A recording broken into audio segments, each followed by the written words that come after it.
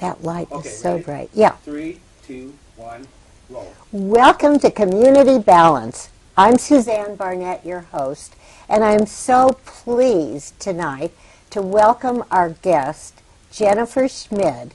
Jennifer is a traditional naturopath, and she works with individuals, with couples, and anybody else that needs her. Is that true? Yes, absolutely. Jennifer, welcome. Thank you very welcome. much. Thank you. What is a naturopath?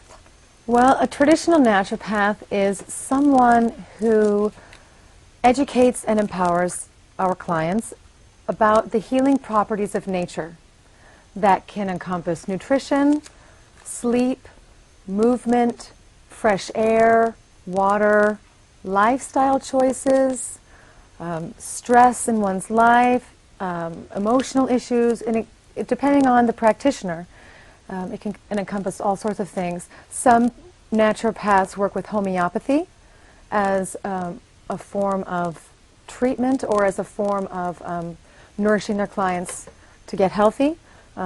Some use herbs. Some will recommend herbs to their clients. But my primary job is to give my clients, and any traditional naturopath, to give our clients the information necessary so that they can make choices.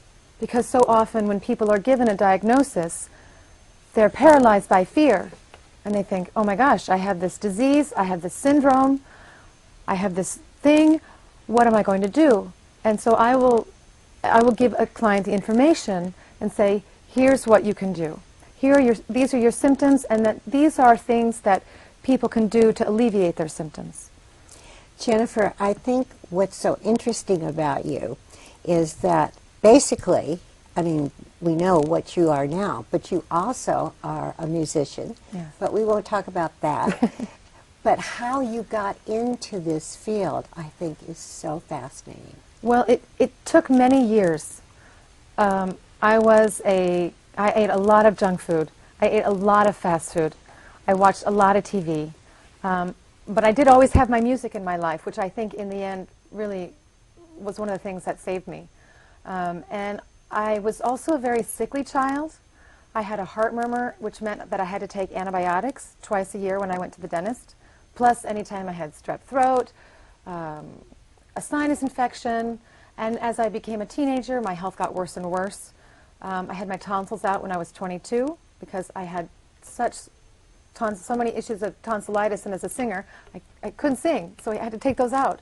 But I kept being sick in other ways. And finally, when I was 25, my body gave me an ultimatum, and it said, you need to change the way you eat, you need to change your life, you need to change your outlook, or you're going to be like this for the rest of your life. And I was engaged to be married to a wonderful man, and I didn't want that. I didn't want to be sick for the rest of my life. So I started changing things very slowly. I started to eat fresher food, started to experiment with whole grains like quinoa or millet that I'd never even heard of, started to make sure that I ate a lot of vegetables. And then I started noticing changes. I had a lot more energy. A lot of those chronic digestive issues that I was dealing with started going away. And then I started having a family. I started having children. And at this point, my husband was raised in a family that went to alternative practitioners in Germany. So he was raised on organic food, and they didn't have a TV in the house. And he was very healthy, and I really admired him for his amazing constitution that he had. So we had talked a lot about how we wanted to raise our children. And in the meantime, I had seen a clairvoyant Amish man who, after I had suffered from migraines for years, and he said to me, well, you know, you had an accident 10 years ago. And he was right. I had had a gymnastics accident. He said, go see a chiropractor and your migraines will go away. Get your back put back into place. And I did, and my migraines went away, and I thought, there's something to this. Because all the conventional doctors could do would say, well, here's a prescription. You can take these when you get your migraines.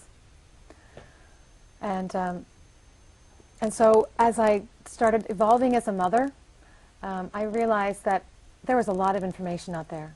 And I became really passionate about that information that I was learning, until I finally got to the point where I said, this is what I want to do. I want to be able to share this information with families and with couples and with individuals who want to be given choices about their health, who want to take responsibility for their health and say, no, I don't want to take these pharmaceutical drugs for the rest of my life.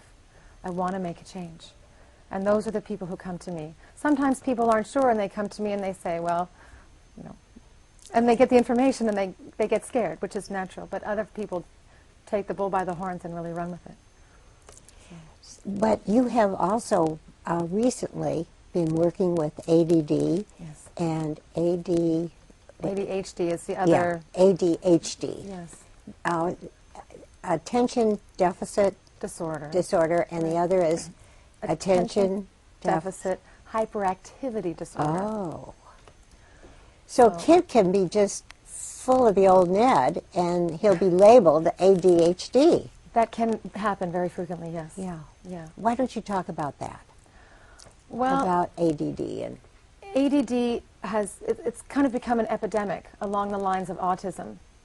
And I don't remember what the statistic is, but it's at least 10 to 20% of kids today have one of these labels. They have dyspraxia, they have dyslexia, they have ADD, they have ADHD, they have an autism spectrum disorder.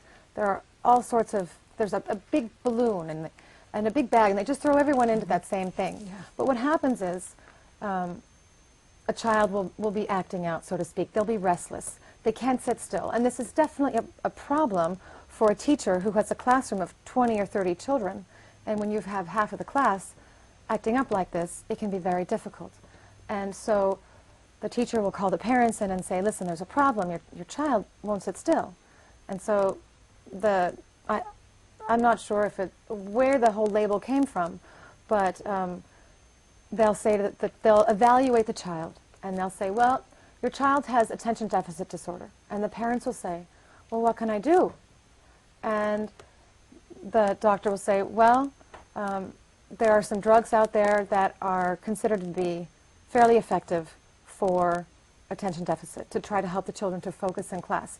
And indeed, when you talk to the children who take these drugs and you ask them, what does the drug do for you? They will say, it helps me focus.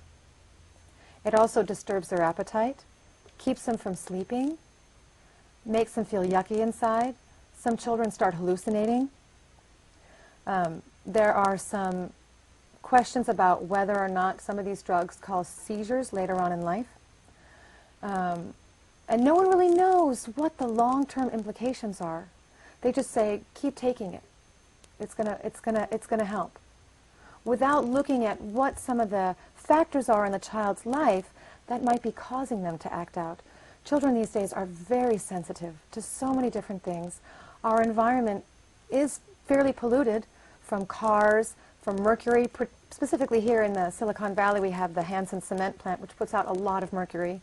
We have cell phone towers. We have all these synthetic fabrics that are causing the children to itch, and the parents just think they're restless. They can't sit still. We have all these processed foods that the children don't know their bodies don't know how to digest, and so they end up squirming a lot. Some of the children just don't get outside very much. They don't get to run around. When you're asking a first grade child to sit and focus for an hour,